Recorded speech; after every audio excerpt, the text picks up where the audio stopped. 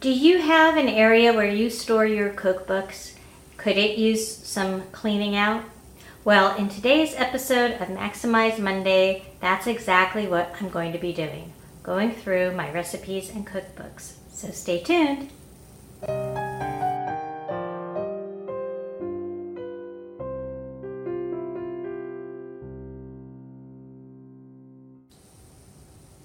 Hi everyone, Pam here from Creative Homescaping. If you're new to my channel, I post several videos a week on how to creatively manage and decorate your home. And if you're a current subscriber, welcome back. As I mentioned in the intro, in today's episode of Maximize Mondays, I am going to be going through my cookbooks and recipe area. When we redid our kitchen, I wanted to have a space where I could store my cookbooks. So we created a little bookcase area at the end of the peninsula counter, which is right in front of me, right down here. I'm standing right in front of it, and I'll show it to you in a minute. But I have more cookbooks than will fit in here. And I have been slowly getting rid of my cookbooks, as I'm sure most of you are starting to do. I keep a lot of my recipes digitally. That's easy for me to say, isn't it?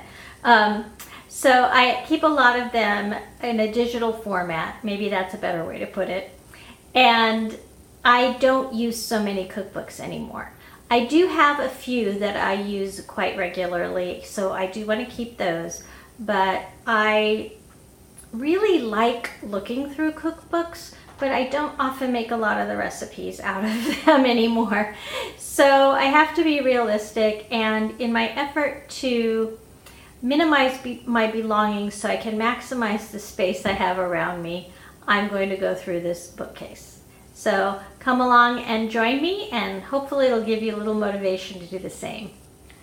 So here is the bookcase area that I was talking about, where I keep my cookbooks. And as you can see, it's pretty jam full.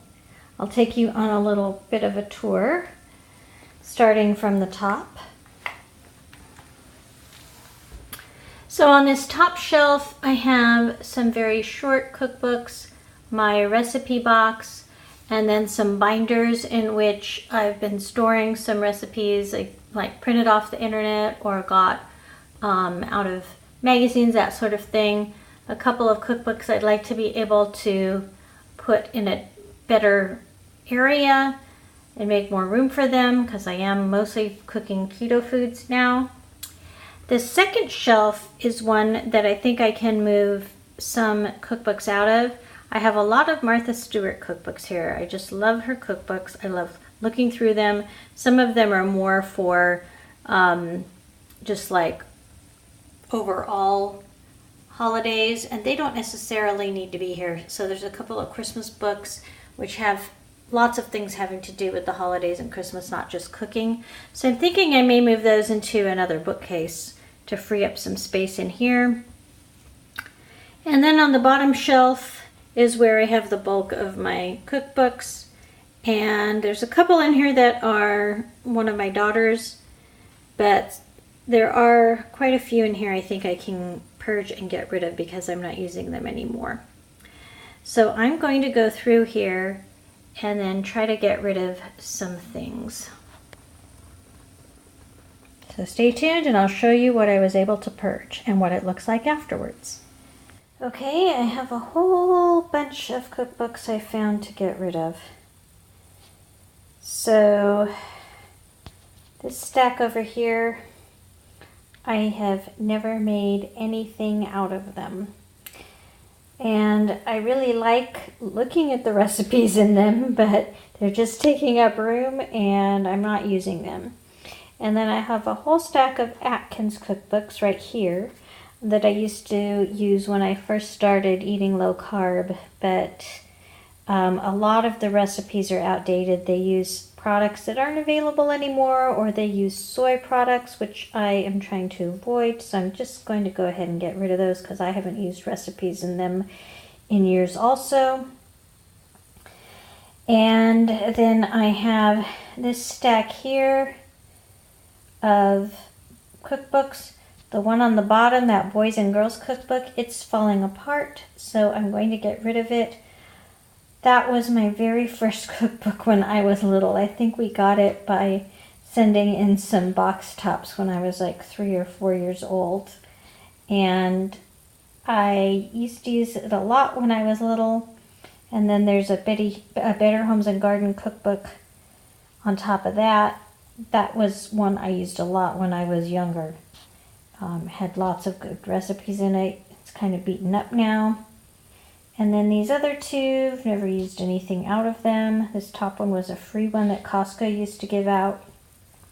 I did keep one Costco cookbook. So those are all the ones I'm getting rid of.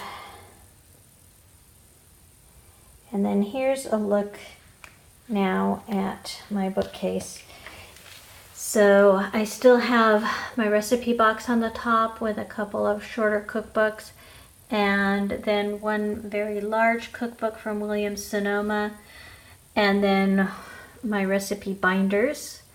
And then I was able to fit all of my keto cookbooks over on this side of the shelf, and I was able to keep all my Martha Stewart cookbooks in here, except for one which I have down a little lower. It's a very thick one. And then this bottom shelf looks quite a bit different. This is where most of the other cookbooks came from. So here's a few I'm keeping. The one on the very end that is coming apart, that is an old Finnish and English cookbook. So it has the Finnish written on one side and the English written on the other, and it has a date of 1911. So that is over 100 years old. So I'm going to keep that. And then these other cookbooks I do make things out of occasionally.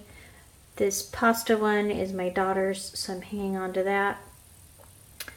And then I have this crockpot cookbook and my thick Martha Stewart cookbook.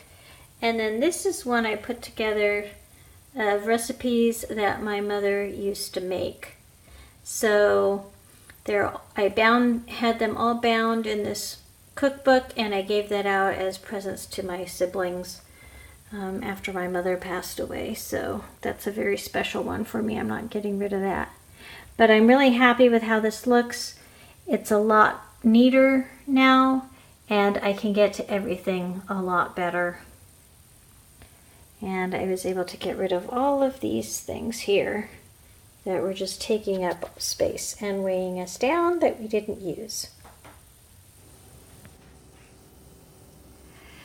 So, as you can see, I was able to get rid of quite a few cookbooks and make more space in that little cabinet area. And maybe I can even eventually put some decor items in there. We shall see. But I hope you found this motivational. If you have also purged your cookbooks and recipes recently, let me know in the comments down below. Thanks again for watching, and I look forward to seeing all of you next time. Take care, everyone. Bye-bye.